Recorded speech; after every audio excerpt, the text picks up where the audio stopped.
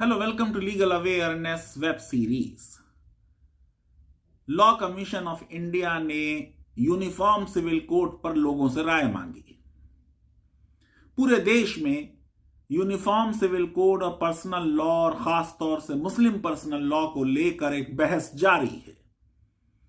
जो uniform civil code का विरोध कर रहे हैं और पर्सनल लॉ की कंटिन्यूएंस के लिए इंटरेस्टेड हैं, उनको भी नहीं मालूम कि पर्सनल लॉ क्या है, किस चीज को हम आज मुस्लिम पर्सनल लॉ इंडिया में कहते हैं। और जो यूनिफॉर्म सिविल कोड के फेवर में हैं, उनको भी यह अंदाजा नहीं कि यूनिफॉर्म सिविल कोड क्या होगी और कैसे बनाई जाती है और क्या उसके नुकसान होंगे और क्या उसके फायदे होंगे।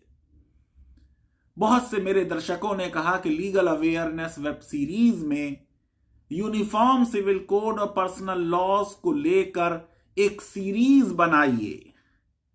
ये एक ड्यूटी है आपकी कि आप देश को एडुकेट करें इतने बड़े मुद्दे पर। मैंने बार बार कहा है कि लीगल अवेयरनेस वेब सीरीज का एजेंडा हमारे दर्शक तय करते हैं। मैं तो एक अध्यापक हूं और मेरा काम लॉ को आम जबान में लोगों तक पहुंचाना है और खास तौर से जो कॉम्प्लिकेटेड लीगल मुद्दे हैं उनको पहुंचाना है। आज इस सीरीज का पहला वीडियो बना रहे हैं। पर्सनल लॉ क्या है, मुस्लिम पर्सनल लॉ क्या है, ओरिजिनेट कैसे हुआ, क्या पर्सनल लॉ और शरिया या इस्लामिक लॉ एक ही हैं, शरीयत एक्ट क्यों पास हुआ था, मुस्लिम पर्सनल लॉ की हिस्ट्री क्या है इंडिया में।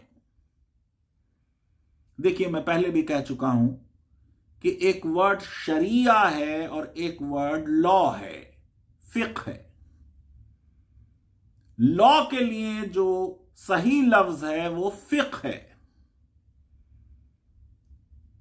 शरिया का ताल्लुक वही से है, फिक्ह का ताल्लुक लोगों से है। लोगों की शादियां होती हैं, तलाक होती है, लोग मरते हैं, उनकी जायदाद का बंटवारा होता है। अल्लाह ताला ने अपनी विजडम में हमको कानून नहीं बताया, फिक्ह को डेवलप करने का हक लोगों को दे दिया।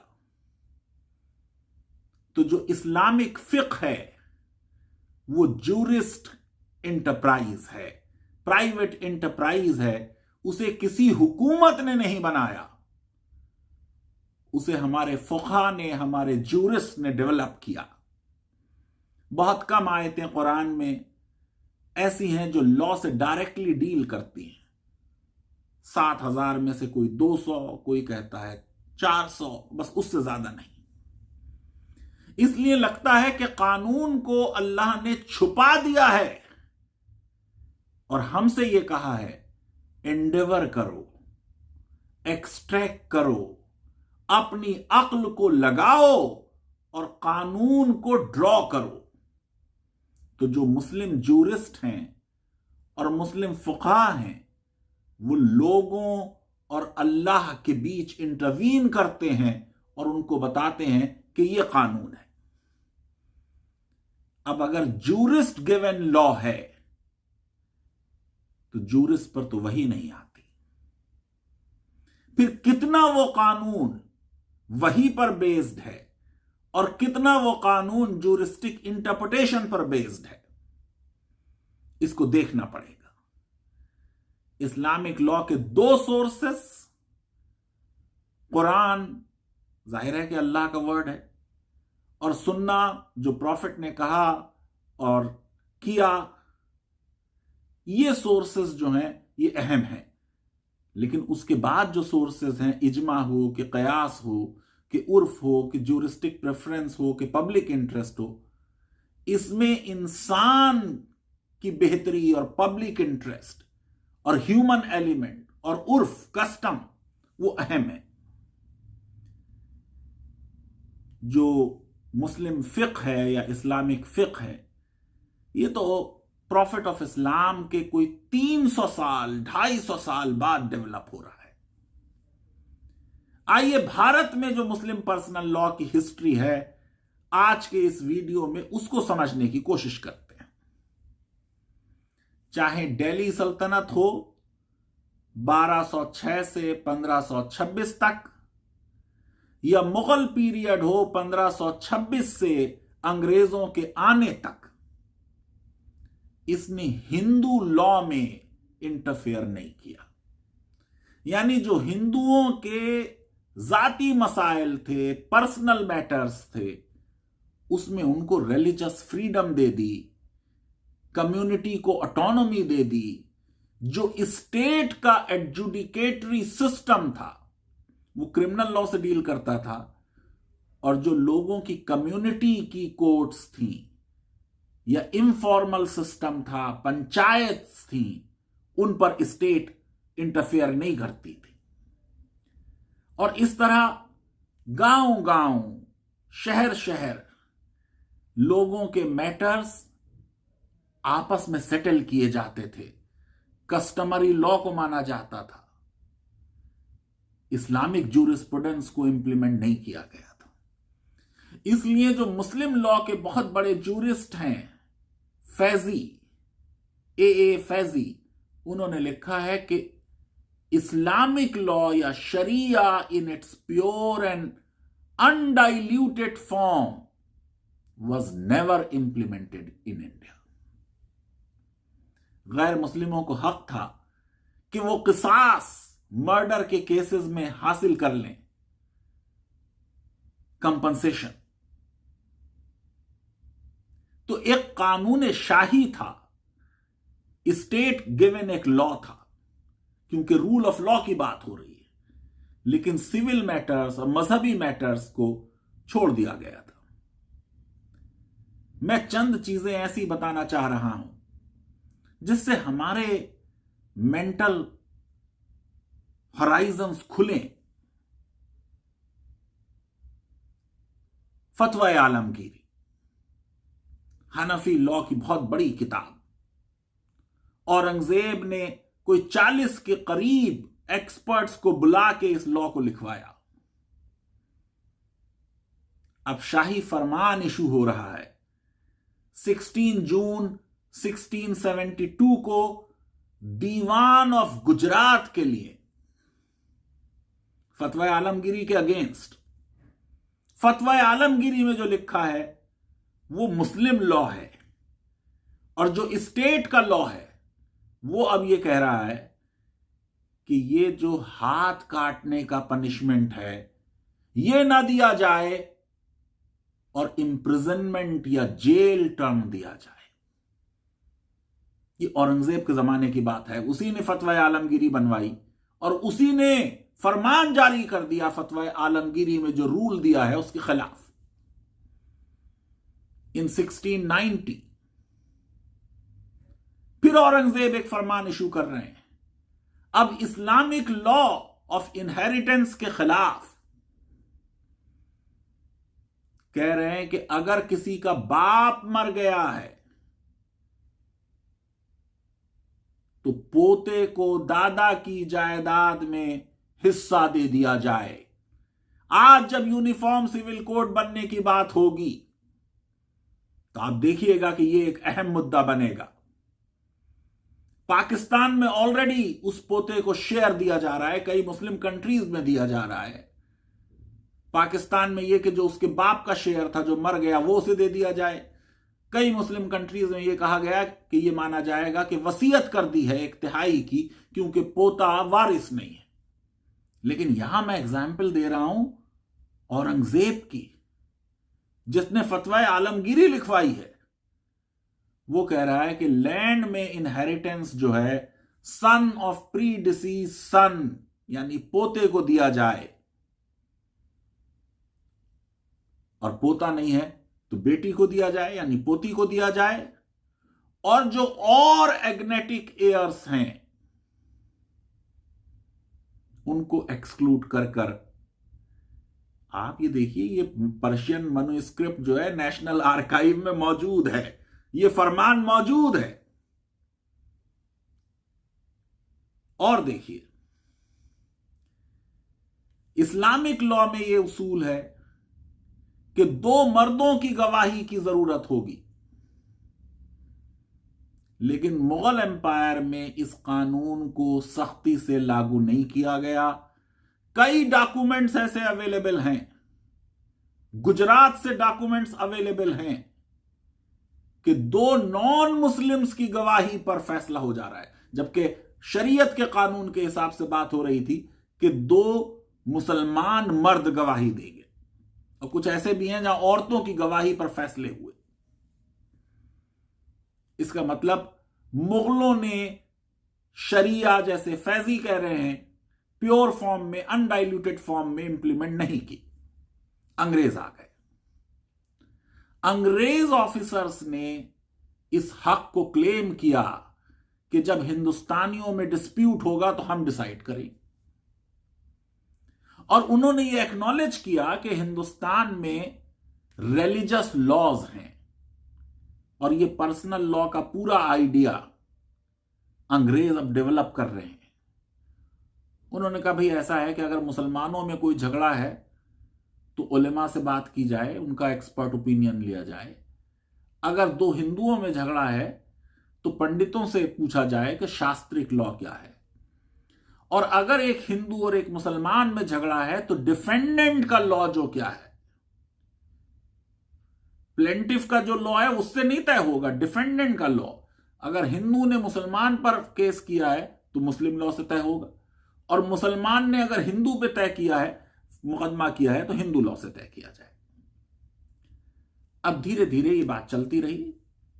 उलेमा और पंडित कुछ सवालात के जवाबात देते रहे, कुछ वेग जवाबात, कुछ कंट्राडिक्टरी जवाब। उनसे अंग्रेज जजों को लगा कि ये क्या कंफ्यूजन है, इसलिए उन्होंने ये कहा कि 18वीं सदी के आते आते कि भाई हम ही अब इस लॉ को तय करें, इन पंडितों की और इन उलेमा की जरूरत नहीं है। तो अंग्रेजों ने मुसलमानों की और हिंदुओं की रिलीजियस टेक्स्ट के ट्रांसलेशन के प्रोजेक्ट को शुरू किया। अब यहीं पहली चीज समझ लीजिए कि जो लॉ बनेगा वो उस टेक्स्ट को बुनियाद बनाकर बनेगा, और जिस टेक्स्ट को पिक किया वो आर्बिट्रली पिक कर लिया। हिंदुओं में भी बहुत से सेक्ट्स थे, बहुत सी कम्युनिटीज थी, डाइवर्सिटी थी, अपर कास्ट और लोअर कास्ट के डिफरेंसेस थे। मुसलमानों में भी बहुत से सेक्ट्स थे, लेकिन एक हनफी फिक्र की किताब हिदाया को पिक कर लिया गया। अब हिदाया जिसके 4 वॉल्यूम हैं, उसको जिस आदमी को ट्रांसलेट करना है, चार्ल्स हैमिल्टन को, उसको अरबी नहीं आती। तो पहले हिदाया का पर्शियन में ट्रांसलेशन हुआ, फिर पर्शियन से अंग्रेजी में 1791 में चार्ल्स हैमिल्टन ने ट्रांसलेशन किया। मेरे हिसाब से यह ट्रांसलेशन एक पॉलिटिकल प्रोजेक्ट था। इस ट्रांसलेशन में बहुत सी गलतियां हो गईं, और इसीलिए यह कहा जाता है कि वॉरेन हेस्टिंग्स ने किसी एक इस्लामिक लॉ की टेक्स्ट को नहीं पिक किया, बल्कि ही क्रिएटेड वन टेक्स्ट। जो चार्ल्स हैमिल्टन की हिदाया है और जो ओरिजिनल हिदाया है उसमें फर्क है। जो अंग्रेज अदालतों ने जिस लॉ को फॉलो किया वो चार्ल्स हैमिल्टन की हिदाया है। और आपको ताज्जुब होगा कि वहां इंग्लैंड में यह फैसला कर दिया गया कि जो अंग्रेज हिंदुस्तान में जाकर लॉ का काम करेंगे, प्रैक्टिस करेंगे, वकील बनेंगे, उनके लिए यह हिदाया पढ़ना जरूरी होगी, मैंडेटरी रीडिंग कर दी गई। अब हिदाया बहुत वॉल्यूमिनस किताब, कई वॉल्यूम में, तो सेकंड एडिशन में, अब ट्रांसलेटर नहीं कर रहा, बात सुन लीजिए गौर से, पब्लिशर लिख रहा है प्रीफेस में, देखकर पढ़ लीजिएगा कि स्टूडेंट्स को ये इतने वॉल्यूम मोटी किताब हाथ में लेने में तकलीफ होगी, इसलिए मैंने इसमें से कुछ चीजें हटा दी। ये जो पोर्शंस आर्बिटरली पब्लिशर ने हटा दिए, वो आपके कानून की और मुस्लिम पर्सनल लॉ की बुनियाद बन रहे। मैं समझता हूं कि जो लॉ क्रिएट किया गया इंडिया में, जो मुस्लिम पर्सनल लॉ है, वो जाहिर है कि इस्लामिक लॉ नहीं है। वो लॉ इस रॉन्ग ट्रांसलेशन पर चार्ल्स हैमिल्टन की बेस्ड है। जो हिंदुस्तान में मुसलमान रहते थे, उसमें तरह तरह के ग्रुप्स थे। गुप्तीस थे, मपिलास थे, खोजास थे, इस्माइलीस थे, कची मेमन्स थे। इनमें से बहुत से ग्रुप्स 10 इनकारनेशंस ऑफ विष्णु को मानते थे। और कानून यह बनाया अंग्रेज जजेस ने कि अगर कोई रिलीजियस टेक्स्ट है और कोई कस्टम है, तो कस्टम रिलीजियस टेक्स्ट पर प्रिवेल करेगी। यानी अगर कोई इन लोगों का मैटर अदालत में जाए जिसमें कस्टम एक बात कहती हो और हिदाया दूसरी बात कहती हो, वो ट्रांसलेटेड हिदाया की बात हो रही है, तो कस्टम मानी जाएगी। और उसके नतीजे में यह हुआ कि मुसलमानों के बहुत से मैटर्स में शरिया जिसे आप कहते हैं, या मुस्लिम पर्सनल लॉ जिसे मैं कह रहा हूं, या जिसका असली नाम, सही नाम है एंग्लो मोहम्मदन लॉ, जिसमें वर्ड एंग्लो पहले आ रहा है क्योंकि वो अंग्रेज जजेस ने उस लॉ को क्रिएट किया है। एक अंग्रेज की ट्रांसलेटेड किताब उस लॉ का बेसिस है। उसके बेसिस पे फैसले होने लगे और उन फैसलों के नतीजे में आप देखिए कि क्या हुआ कि बहुत सी मुस्लिम कम्युनिटीज हिंदू लॉ से गवर्न होती थी। मोपिलास पे हिंदू लॉ लग रहा था, खोजास पे हिंदू लॉ लग रहा था, कची मेमन्स पे हिंदू लॉ लग रहा था। कश्मीर में सालों तक हिंदू लॉ लगता रहा मुसलमानों के ऊपर। और आज भी ऐसी बहुत सी कम्युनिटीज हैं मुसलमानों की जो हिंदू लॉ से गवर्न हो रही हैं क्योंकि वो कस्टम को फॉलो करते हैं। मैं बताऊंगा आगे के वीडियोस में कि किस तरीके से फिर रिफॉर्म की प्रोसेस शुरू हुई। वो अपने आप में एक लंबी कहानी है, लेकिन आपको 2-4 केसेस बता दूं आज के वीडियो के लिए। 1847 का केस है, हीरबाई वर्सेस सोनबाई। 2 बेटियां हैं एक ट्रेडर की, और वो अपने बाप की प्रॉपर्टी में शरीयत के हिसाब से इनहेरिटेंस मांग रही हैं कि बाप की जायदाद में हमें हिस्सा दो। केस जो है अंग्रेज जज पेरी डिसाइड कर रहे हैं। एक विटनेस अपीयर हो रहा है और विटनेस ये कह रहा है कि हम तो कभी कुरान को नहीं मानते इन मामलात में, हम तो बड़ा आदर सत्कार करते हैं कुरान का, हम में से बहुत कम लोगों ने उसको पढ़ा है, लेकिन बाप के मरने के बाद अगर उसने बेटा छोड़ा है तो बेटे को सब प्रॉपर्टी मिल जाएगी, और एक से ज्यादा बेटे छोड़े हैं तो उनमें आपस में बंट जाएगी।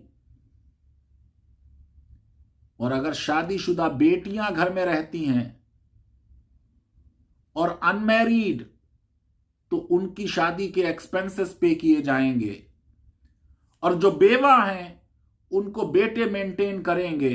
ये कानून कहीं लिखा नहीं है, लेकिन अगर कोई झगड़ा हो जाए तो हमारी जो कस्टम है उसके हिसाब से तय होगा। बेटियां ये कह रही थी कि इस्लामिक लॉ के हिसाब से दो ताकि हमें शेयर मिल जाए। बेटियों के चचा ये कह रहे थे कि हिंदू लॉ के हिसाब से जो हमारी कस्टम है फैसला किया जाए।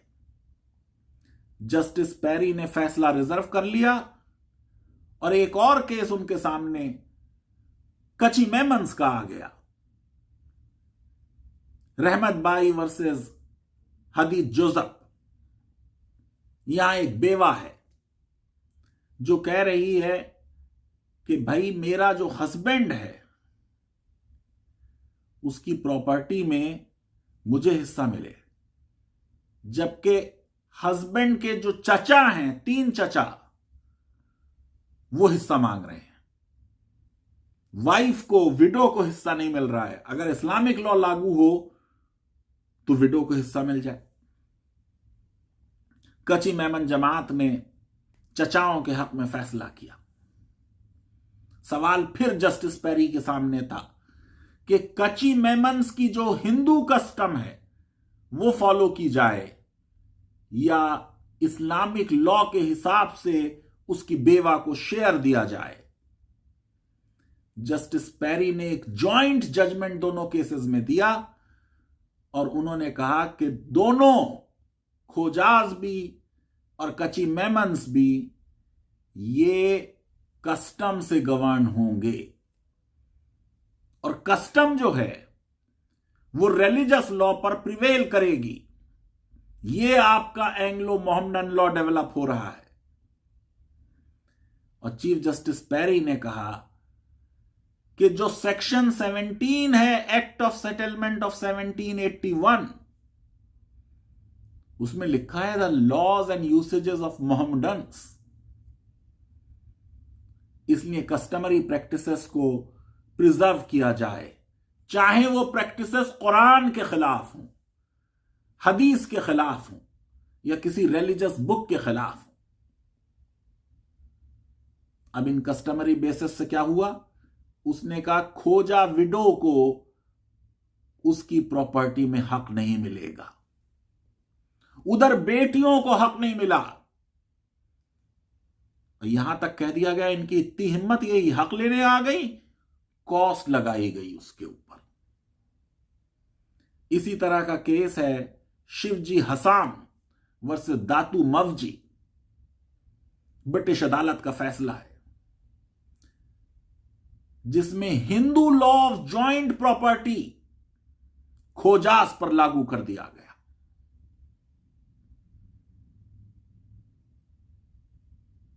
इसी तरह का केस है अशफा बाई वर्सेस हाजी तैयब। तो ये जो एक नया सिस्टम बना जिसका नाम है एंग्लो मोहम्मदन लॉ, ये कितना सैक्रेड है, कितना डिवाइन है, कितना शरिया है, इसको जानने की जरूरत है। लीगल अवेयरनेस वेब सीरीज, इस नई सीरीज के जरिए देश के लोगों को history of personal law in India समझाने की कोशिश कर रही है। कितने अंग्रेज जजेस ने इस लॉ को बनाया है, कितनी बार लॉ पास करके इस लॉ को डेवलप किया गया है। शरिया के कितने लॉज ऐसे थे, क्रिमिनल लॉ में, एविडेंस लॉ में, स्लेवरी में, जिसे अंग्रेजों ने एबॉलिश किया है। लॉ एक कॉम्प्लेक्स सब्जेक्ट है, उसकी कॉम्प्लेक्सिटी को मैं आसान कर कर आपके सामने पेश कर रहा हूं। आगे के हमारे वीडियोस पर्सनल लॉ सीरीज के जरूर देखें, इससे पहले कि आप यूनिफॉर्म सिविल कोड के फेवर में या उसकी अपोजिशन में कोई राय कायम करें। लीगल अवेयरनेस वेब सीरीज अगर आपको पसंद आती है तो मेरी रिक्वेस्ट है कि हमारे इस वीडियो को वाइडली शेयर करें, हमारे चैनल को सब्सक्राइब करें और बेल आइकन और लाइक जरूर क्लिक करें। कानून को जानना हर एक की ड्यूटी है। Ignorance of law is no defence, इसलिए इस ड्यूटी को पूरा करें। बहुत बहुत शुक्रिया, धन्यवाद, थैंक यू वेरी मच।